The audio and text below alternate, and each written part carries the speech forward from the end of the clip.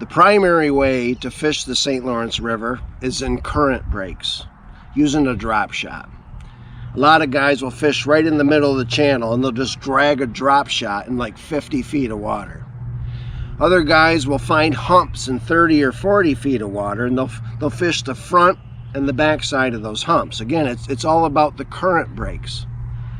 The St. Lawrence River is all about current. So when the wind comes up, what I found is people end up spending most of their time in a cove somewhere, you know, fishing around an island to get out of the wind. Because the current's so strong, when the wind picks up, sometimes it's unfishable. The other thing is it burns up your trolling motor. So right now I'm going to head over to one of those coves and I'm going to show you that you can catch fish in shallow water. I'm going to be fishing some flats and I'm going to be looking for some isolated boulders.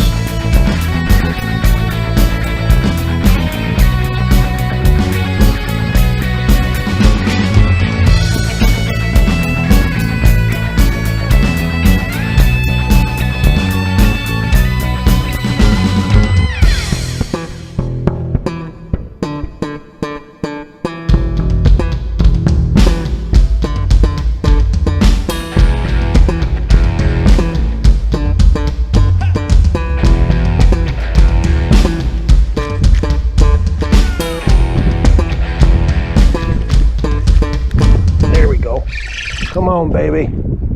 I knew you were there. I knew you were there.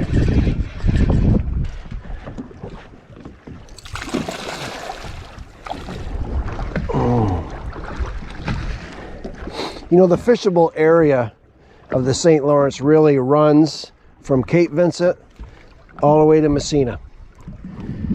But the closer you get to Lake Ontario, the better the fishing gets, you know, and the fish get bigger too. Oh gosh.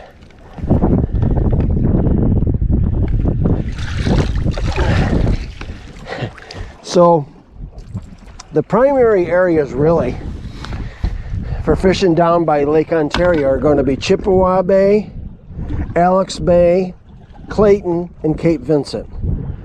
I'm fishing in Clayton and Cape Vincent area today. If you want to see about Chippewa and Alex Bay, there's a video at the end here you can click on. There you go. That guy right there is a 5.5. All right. Now when I put in at in Cape Vincent, and that boat launch is decent. It's a free boat launch. You got ample parking. The only thing I can tell you about that is that when the wind picks up, because you're at the mouth of the St. Lawrence, it gets a little rough there. You might want to run up to Clayton to launch. Now in Clayton, you want to go to the French Creek Marina to launch. That's going to cost you about 10 bucks.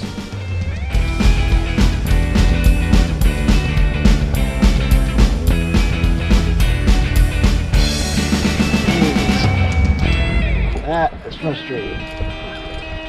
And that is frustrating.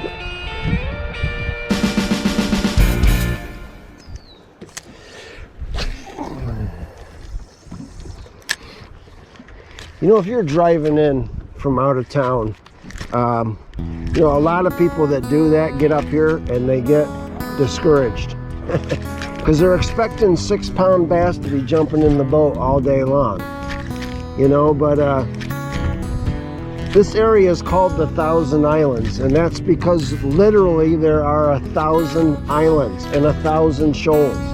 So yes, the bass are here, but you know, they're hard to find. They can be really hard to find. You know, so make sure you got reasonable expectations.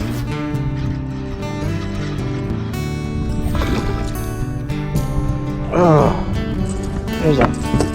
This is a decent one. Nothing phenomenal, but this is the kind of the bass that you're going to want to expect to catch here on the St. Lawrence. You know, it's kind of like Florida. You know, everybody goes to Florida and they think they're going to catch 10-pounders all the time, but a majority of the fish you catch there are 2-pounders.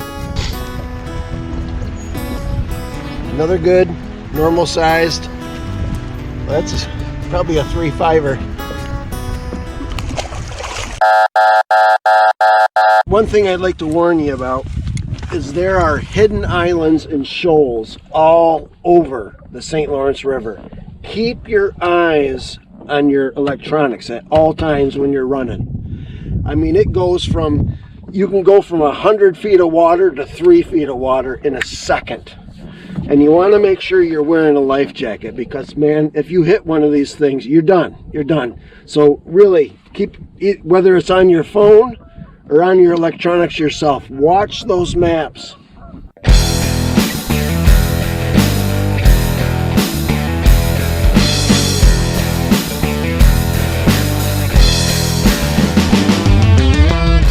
I started coming into some fish, so I want you to see what I'm pulling out of here. I want to tell you real quick about these two areas. Cape Vincent's going to be a little bit more fisherman friendly than Clayton. There we go. A great place to start would be Carlton Island, which you're going to find a little bit of everything on there. It's a big island where you can get out of the wind, and then you're going to have flats. You've got some big drop-offs. You got rock. You got shoals. You got a little bit of everything there. So that would be a great place to start in Cape Vincent. Ooh. Oh yeah. Yes, sir. Yes, sir. There you go. That's a 6.5. That's a 20-incher, 6.5. Cape Vincent.